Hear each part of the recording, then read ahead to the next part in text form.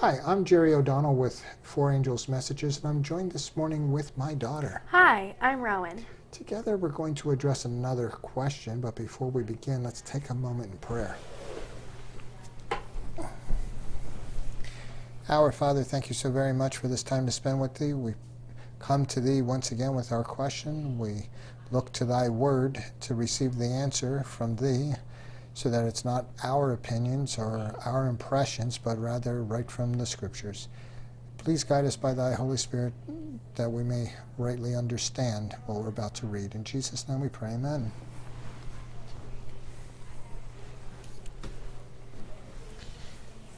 All right. What's our question? Some highway billboards encourage good character traits. What is one from the Bible? Oh, that's an interesting question. Yeah, I don't know if there's a lot of billboards these days, and not all of them are appropriate, but there are quite a few that have the phrase of some type of encouraging words and then end it with "pass it on," and they're pretty nice. So what encouraging words would we find from the Bible? And there's a lot of encouraging words, but let's hear one that's been selected. Let's go to 2 Samuel chapter 9, and we're going to read 3 verses. It's going to be 1, 6, and 7. So Samuel 9, we're going to read verse 1, and then we're going to jump down to 6 and 7. Go ahead.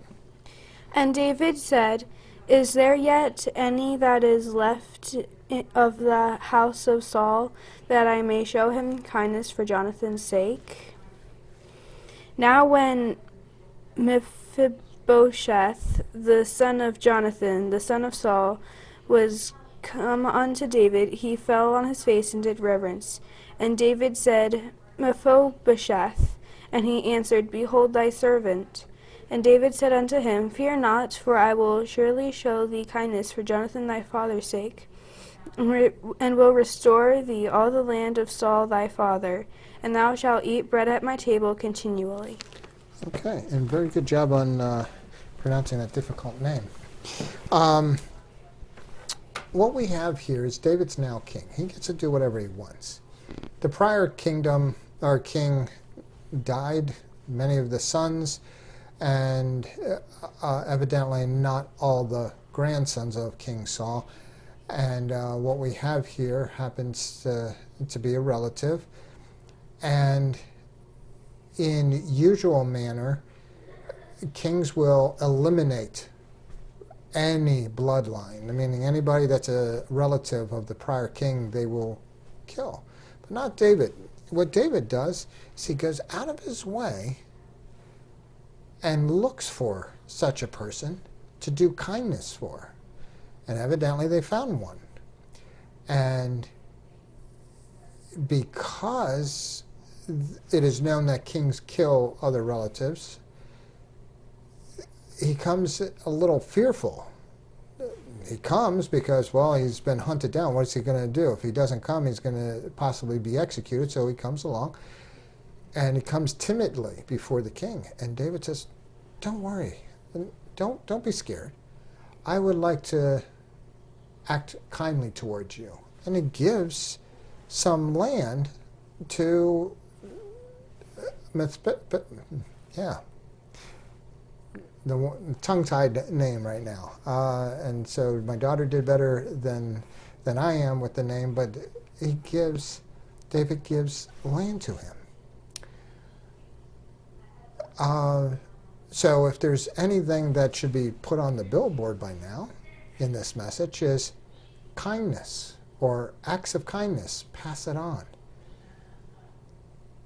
And that includes anybody that doesn't deserve our kindness. Be kind anyways. So that's what I would recommend. Is one of the strongest examples in the Bible, and like I said before, there are many examples, but kindness is one of the ones that have a very positive effect on people. So let's pass that on. Let's pray. Our Father, thank you so very much for this time to have spent with Thee. I pray that you will help us to be kind not only to those that are kind to us, but those that are possibly not even kind to us, and even possibly downright mean. I pray that you will help us to be kind to all we come in contact and show a Christ-like character. Help us, I pray, in Jesus' name. Amen.